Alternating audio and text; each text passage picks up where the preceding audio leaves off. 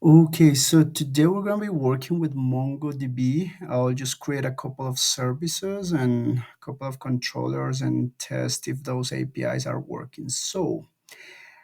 Basically, I have this class student service. I have this constructor, and I'm basically injecting kind of the same of when you're working with SQL Server, right? So you have a DB context and you inject that into the constructor. So we're doing the same here with the database, the collections, and the collection string. Sorry, the connection string. I'm here on the student service, and I'll create a couple of services. Very simple, just to work with LINQ. And let's start. So I'm gonna do a public async task of type. This is going to be a list. This is going to return, let's say, multiple values, and this is going to be of type student. That's going to be my class model, right? So let's just go to the class model real quick. I have some properties here. So ID, name, last name, program, semester. So this is based on some data that I have here in my database. So let's go to Atlas. So you'll see that I have an ID, name, last name, program, semester, tuition, font. So those are some of the fields that I have. So I need to map those fields. So I created this class model with all of those properties. Okay, let's just go back to the service and let's give it a name. So this is going to be a service that will get me some data related to the semesters. So I would say semester, let's say less than 7. So I want to get the information for all of the students that are in the semester one, 2, 3, 4, 5, and 6. So this is going to be my method. So we can play around with link. That's the condition, right? So we could say lower than 7, less than 7. So here I'm going to create a variable and I'll say, okay, result. Then I'm going to call my student collection. So pretend that this is something similar to a DB context. Then dot, and I have to convert this as a queryable so I can start doing something with the queries in this scenario. So I'm going to say that this is a queryable of type student because that's my class model, right? And I want to do something else here. So I want to go and say, okay, I want a condition where, right, my semester is 7. So semester goes to s dot semester. That's one of my properties, right? It's less or equal than 7. So that's the condition that I have here. So, and then I could say something like, I want to order this by descending.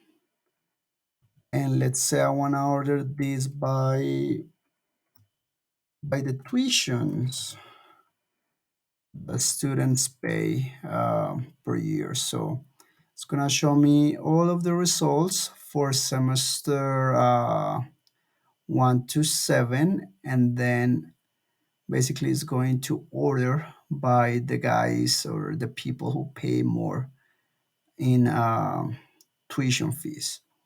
Okay, so that will be my second condition. And that's it. So I'm going to say to list async, and I'm going to await this, and that's it. So I'm going to return my result. Okay. This is going to be my first service, and let's create another one here real quick. So I'm just going to copy this. I'm going to paste it here, and the condition here is that I'm going to have all the biology majors. So I'm going to call this service biology um, major. Okay, so biology major will have a different condition, right? I need this to be, let's just delete this part. So I want to call my student collection again. And here I'm going to do a find. And then I'll say major goes to major, which is my property, right? So this is, I think it's program, yeah. So this property, I called it a program. So where my program is, let's just put this here, and let's say biology. So where my program, which is find, so it's biology. And well, that's the condition. Let me just delete this part. Now I want this a list async. I need the await as well. And I think, yeah, that's basically the condition. Let's try to add something similar to the one that I had above. So here I'm going to sort by descending, and let's try to sort this by, I don't know, name. So name goes to name. So this is going to sort by descending. We already did descending here, so we could do sort by. And let's just get rid of this. Let me just put this one here. And I think we're done. Okay, well, there's a squiggly line, so let me see what's going on. So we're going to double check this. I'm going to find the biology majors. Okay, this is the type. So there was an extra semicolon. All right, I think we're done with the two services. We're just gonna go to the controller and we're just gonna call those services, and that's it. So let's go to the student controller, and I'm just gonna copy one of these so I don't have to type a lot. All right, so here we're gonna have multiple get methods. Just going to route those to a different URL. So I'm gonna say here, the first one talks about semesters, right? So let's say semesters